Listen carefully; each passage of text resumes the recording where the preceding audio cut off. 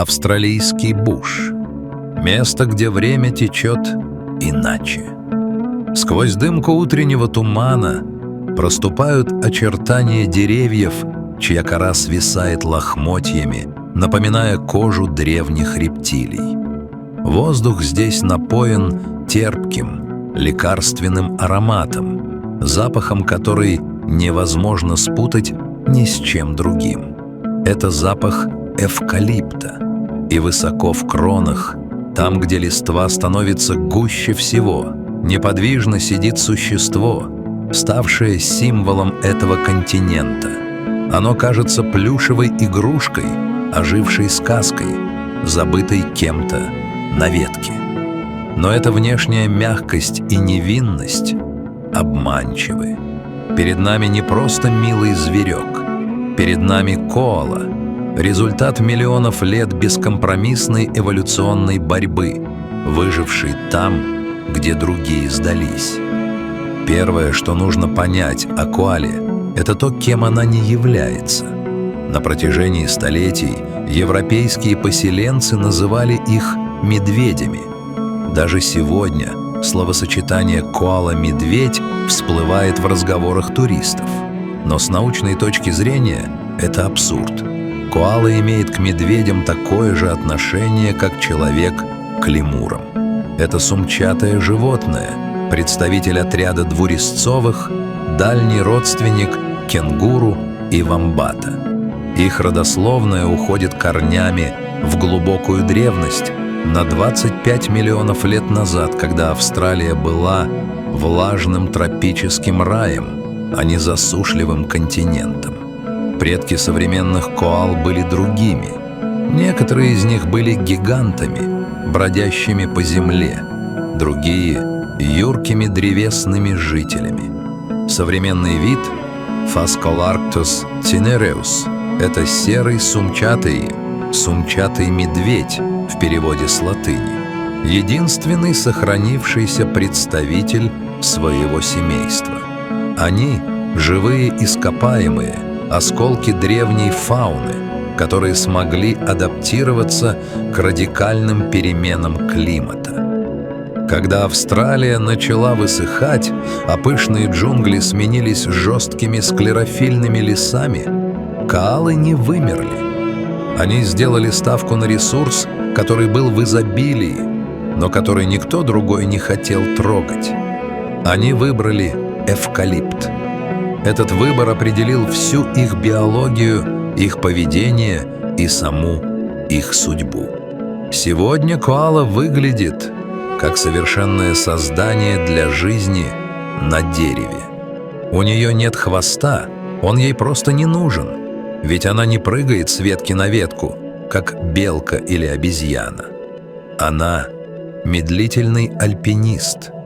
Ее тело компактное, мускулистое, покрытое густым мехом, который служит идеальным изолятором. Этот мех защищает от палящего солнца австралийского лета и от пронизывающих ветров зимних ночей.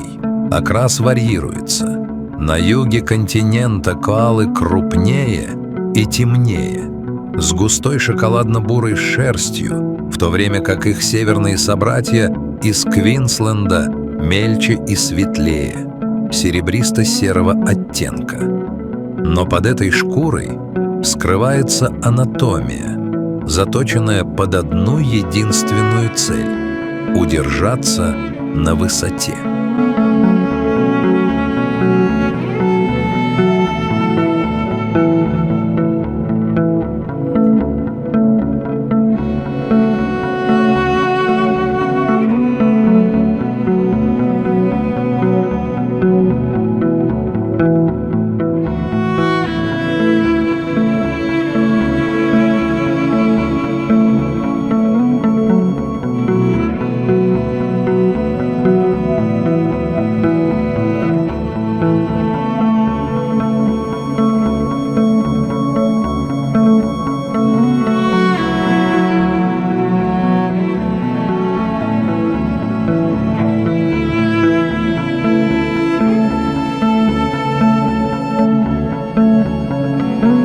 Если вы когда-нибудь пробовали залезть на эвкалипт, вы знаете, насколько это сложно.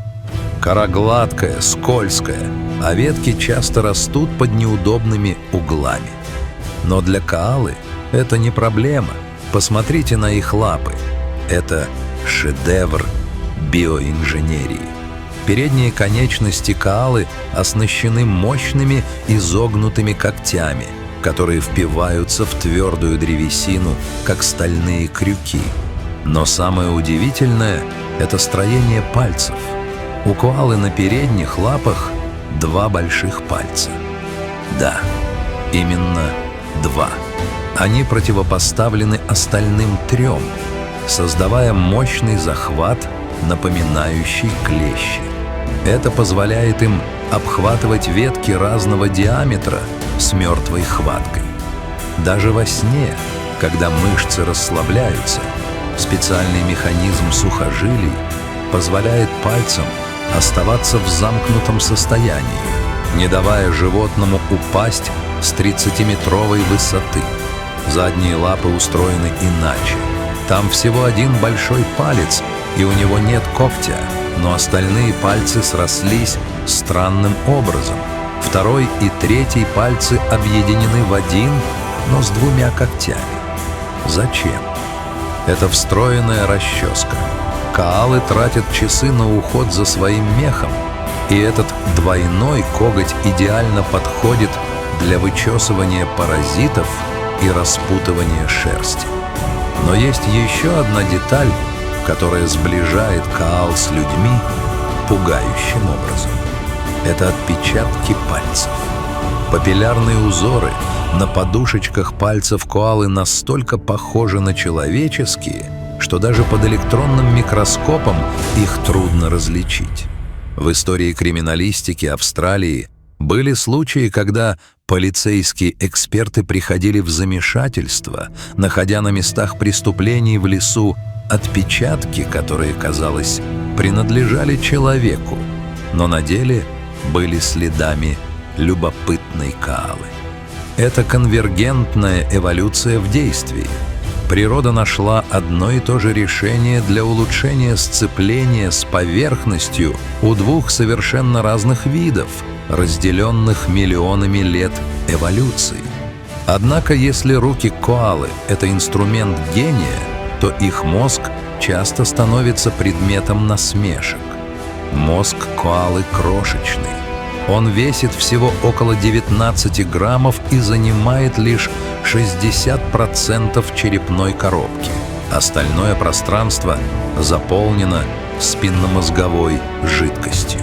Это один из самых маленьких мозгов по отношению к массе тела среди всех млекопитающих. Более того, он гладкий, почти лишен извилин, которые отвечают за сложные когнитивные процессы. Ученые говорят, что если положить перед коалой листья эвкалипта не на ветку, а на плоскую тарелку, она может не понять, что это еда. Она привыкла видеть пищу в определенном контексте. Но называть коалу глупой значит судить рыбу по ее способности лазать по деревьям. Уменьшение мозга – это не ошибка, а стратегия экономии энергии. Мозг – очень энергозатратный орган. Для животного, чья диета дает критически мало калорий, содержать большой суперкомпьютер в голове – непозволительная роскошь. Коала пожертвовала интеллектом ради выживания. Она знает ровно столько, сколько ей нужно. Как найти дерево, как выбрать лист, как удержаться и как найти пару. Все остальное было отброшено эволюцией как лишний балласт.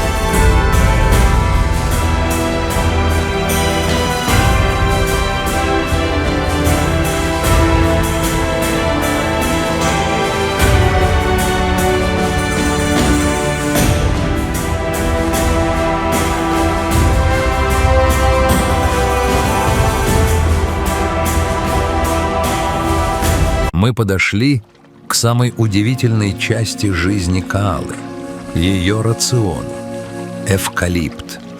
Для большинства животных это растение – яд. Листья эвкалипта жесткие, волокнистые, бедные белком и, что самое главное, пропитаны токсичными соединениями, фенолами и терпенами. Эфирные масла, которые мы используем в каплях от насморка, в больших концентрациях смертельно опасны. Если человек съест салат из листьев эвкалипта, он умрет в муках от отравления. Но коала ест это каждый день, килограммами. Как это возможно? Секрет кроется внутри. Коала обладает уникальной пищеварительной системой. У нее невероятно развито обоняние. Большой кожистый нос коалы – это высокоточный газоанализатор. Прежде чем сорвать лист, коала долго и тщательно его нюхает. Она способна определить уровень токсинов в каждом конкретном листе.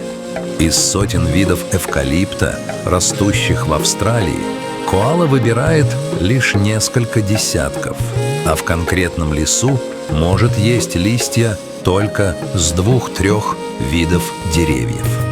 Более того, она знает, что молодые листья на верхушках менее токсичны, чем старые. Когда лист выбран, в дело вступают зубы, работающие как жернова, перетирая жесткие волокна в пасту. Но главная магия происходит в желудке и кишечнике. Печень коалы – это химический завод по нейтрализации ядов. Она вырабатывает специальные ферменты, которые расщепляют токсины, выводя их из организма без вреда. Но даже этого недостаточно, чтобы извлечь энергию из целлюлозы. Для этого у коалы есть слепая кишка, специальный отдел кишечника.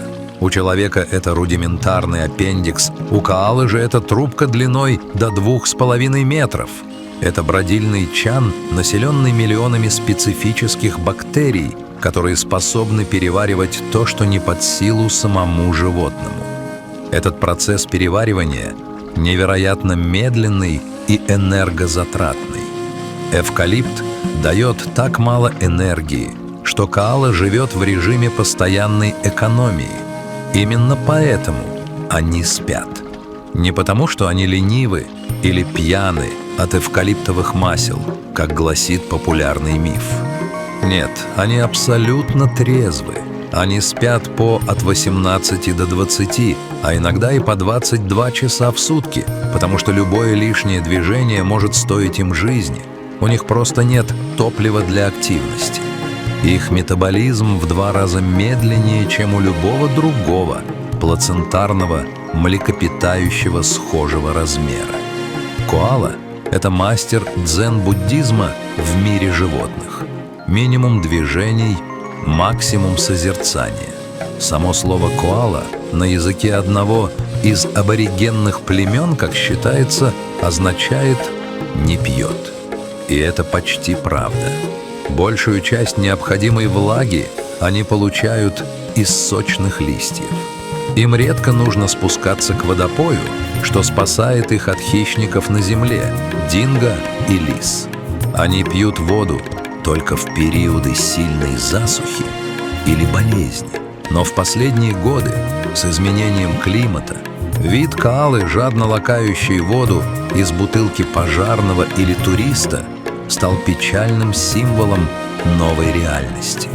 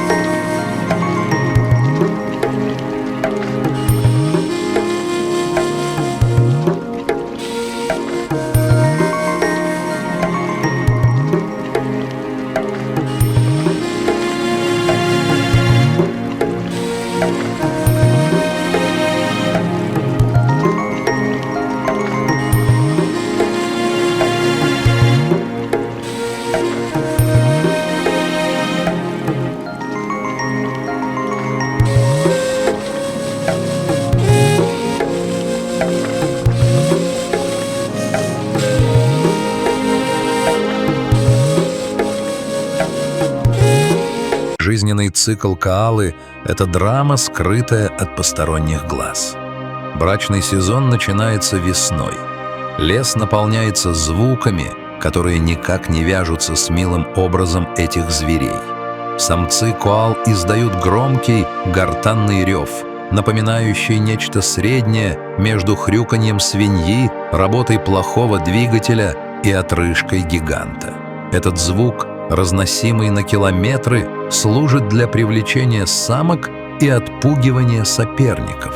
У коал есть дополнительные голосовые связки, расположенные вне гортани, что позволяет им издавать звуки такой низкой частоты, которые обычно свойственны животным размером со слона. Беременность длится всего 35 дней. Рождение детеныша коалы – это чудо миниатюризации. Новорожденный малыш, которого называют Джои, похож на розовую фасолину. Он весит меньше 1 грамма, он абсолютно слепой, глухой и голый. Но у него уже развиты крошечные передние лапки с коготками. Ими он совершает самое важное путешествие в своей жизни. Ориентируясь только на запах молока и гравитацию, этот эмбрион должен самостоятельно проползти по шерсти матери от родовых путей в сумку. У матери нет возможности помочь ему. Если он упадет, он погибнет. Добравшись до сумки, вход в которую, кстати, открывается назад, чтобы в нее не попадали ветки и грязь, Джои находит один из 2 сосков. Сосок разбухает у него во рту, надежно фиксируя малыша. Следующие 6 месяцев он проведет здесь, в темноте и тепле, питаясь исключительно молоком. Он растет, у него открываются глаза, появляется шерсть. Примерно в полгода происходит ключевой момент взросления, который может шокировать неподготовленного зрителя. Чтобы перейти с молока на ядовитые листья эвкалипта, организм маленького коалы должен получить необходимую микрофлору. Бактерии, переваривающие целлюлозу, не передаются по наследству генетически. Мать начинает выделять специальную субстанцию, называемую ПАП. Это не обычные экскременты, а полужидкая кашица из слепой кишки, богатая микроорганизмами и белком. Малыш высовывается из сумки и жадно поедает эту субстанцию. Это прививка жизни. Без этого ритуала он никогда не сможет переваривать эвкалипт и умрет от голода на полном желудке. После этого Джои выбирается из сумки навсегда. Теперь его дом — спина или живот матери. Он ездит на ней, как маленький рюкзачок, учась выбирать правильные листья, прятаться от дождя и узнавать маршруты. Связь между матерью и детенышем невероятно сильна. Они общаются тихими писками и щелчками.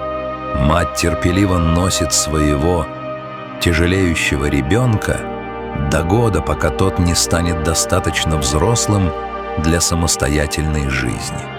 Но даже тогда, став независимым, молодой коала часто остается неподалеку от материнского участка еще год или 2, пока не найдет свою собственную территорию.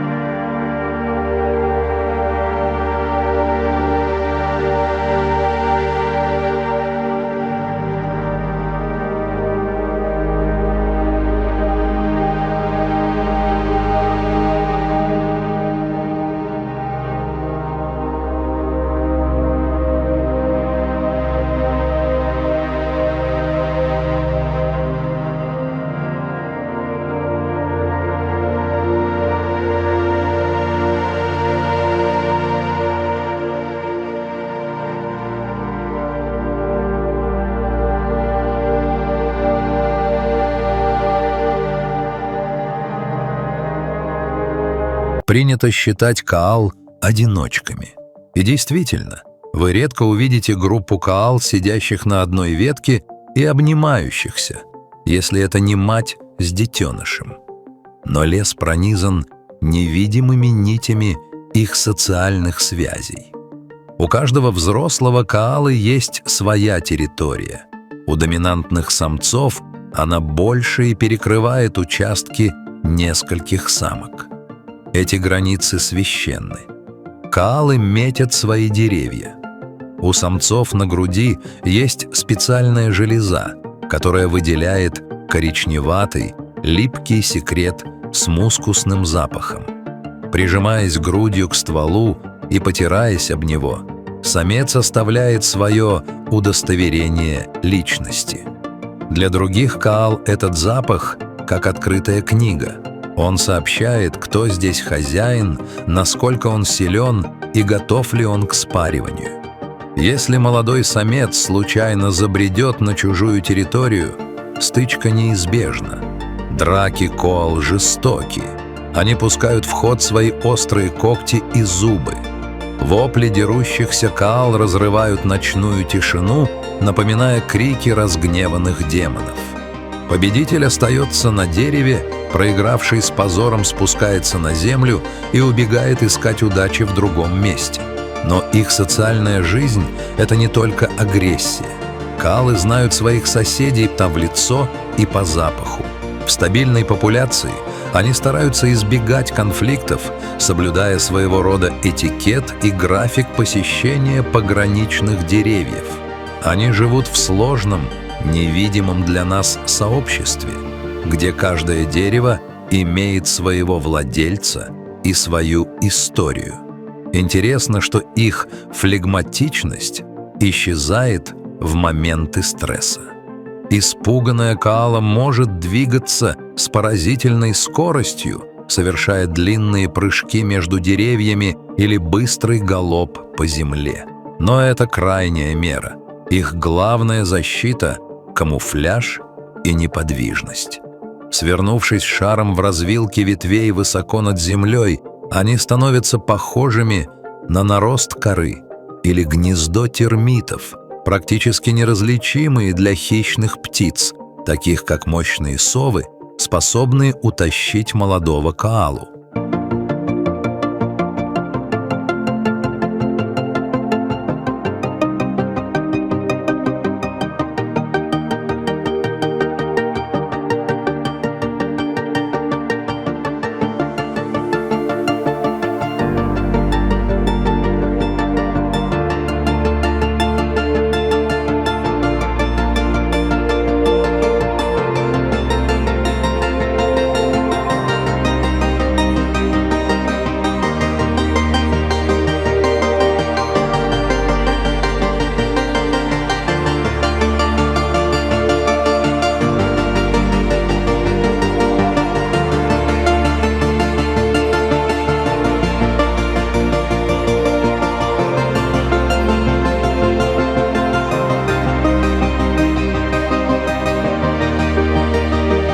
История коалы могла бы быть историей триумфа эволюции, если бы не один фактор – человек.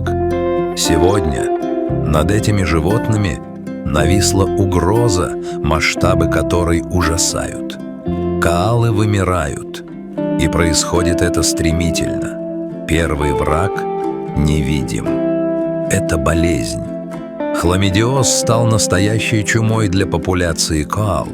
В некоторых регионах до 90% животных заражены. Эта бактериальная инфекция вызывает слепоту, бесплодие и мучительную смерть от воспалений. Причина такой высокой восприимчивости кроется в другом вирусе – коала-ретровирусе, КОРВ, который подавляет иммунную систему животных, действуя как ВИЧ у людей.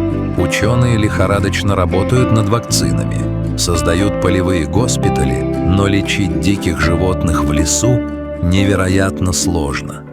Второй враг – потеря дома. Австралия – континент, где темпы вырубки лесов одни из самых высоких в развитом мире. Урбанизация, сельское хозяйство, добыча ископаемых разрывают единый лесной массив на изолированные островки. Коалам приходится спускаться на землю, чтобы перейти от одного участка леса к другому. Там их ждут машины и собаки. Дорожные знаки «Осторожно, коалы» стали скорее памятниками погибшим животным, чем реальной защитой. Каждый год тысячи коал гибнут под колесами. Но самый страшный удар нанесла стихия, усиленная изменением климата. Черное лето от 2019 до 2020 годов стало апокалипсисом. Огонь охватил миллионы гектаров леса. Эвкалипт, насыщенный маслами, вспыхивает как порох. Коалы, чья стратегия защиты — забраться повыше и замереть, оказались в ловушке. Огонь поднимался в кроны, не оставляя шансов. Кадры обгоревших коал, выходящих из пламени к людям за помощью, облетели весь мир. По оценкам экологов, в том огне погибло или пострадало более 60 тысяч коал. Это был удар, от которого популяция, возможно, уже не оправится полностью. В некоторых штатах коалам официально присвоен статус вида, находящегося под угрозой исчезновения. Изменение климата бьет по ним и более изощренно. Повышение концентрации углекислого газа в атмосфере меняет химический состав листьев эвкалипта. Они становятся менее питательными и более токсичными. Чтобы получить то же количество энергии, коале нужно съесть больше, но их желудок не резиновый. Они буквально голодают на полных желудках.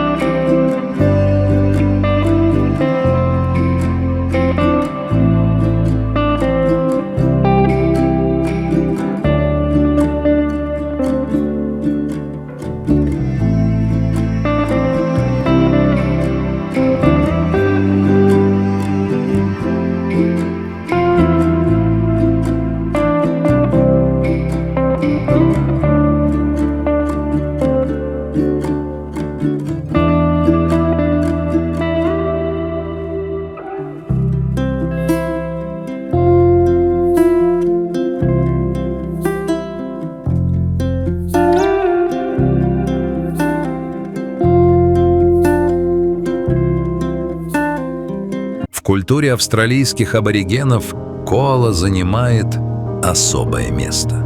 В мифах времени, сновидений, коала часто предстает как хранитель мудрости, но иногда и как жадный персонаж, укравший всю воду. Легенды говорят, что коала когда-то помог людям попасть в Австралию или научил их выживать в лесу. Аборигены охотились на них, но всегда с уважением, соблюдая табу и не убивая больше, чем нужно. Европейцы же чуть не истребили их ради меха в начале 20 века. Миллионы шкурок были отправлены в Лондон и Нью-Йорк, пока общественное возмущение не остановило бойню. Сегодня коала — это не просто зверь, это икона. Это дипломат от мира природы. Экономика туризма Австралии зарабатывает миллиарды долларов на желании людей увидеть коалу. Но достаточно ли этого мимимишного статуса для спасения? Любовь к плюшевому образу часто мешает видеть реальные проблемы. Люди хотят обнимать коал в зоопарках, но не всегда готовы жертвовать комфортом ради сохранения их среды обитания. Однако надежда есть. По всей Австралии работают сотни волонтеров. Они сажают новые деревья, создавая зеленые коридоры, соединяющие разрозненные леса. В ветеринарных клиниках врачи совершают чудеса, возвращая зрение слепым животным и выхаживая обожженных. Ученые расшифровывают геном коалы, ища ключи к иммунитету против болезней. Дроны с тепловизорами пересчитывают выживших в труднодоступных лесах. История коалы — это лакмусовая бумажка нашего отношения к планете. Если мы не сможем спасти существо, которое все любят, которое не представляет угрозы и которое вызывает столько симпатии, то что это скажет о нас? Судьба коалы неразрывно связана с судьбой эвкалиптовых лесов. Спасая коалу, мы спасаем уникальную экосистему, дом для тысяч других видов, от крошечных насекомых до величественных птиц. Вечер опускается на австралийский буш. Солнце окрашивает небо в багровые тона. На высокой ветке просыпается коала. Она медленно подтягивается, разминая затекшие мышцы, чешет бок своей удивительной ногой-расческой и тянется к ближайшему листу. Она жует, невозмутимо глядя на мир своими маленькими бусинками глазами. Она пережила гигантских ящериц, ледниковые периоды и засухи. Она — тихий хранитель древнего леса. И пока в кронах эвкалиптов слышен их странный ворчливый рев, сердце дикой Австралии продолжает биться. Наша задача — сделать так, чтобы этот стук не прервался. Коала не просит у нас многого, только оставить ей дерево, лист и право на жизнь под южным небом.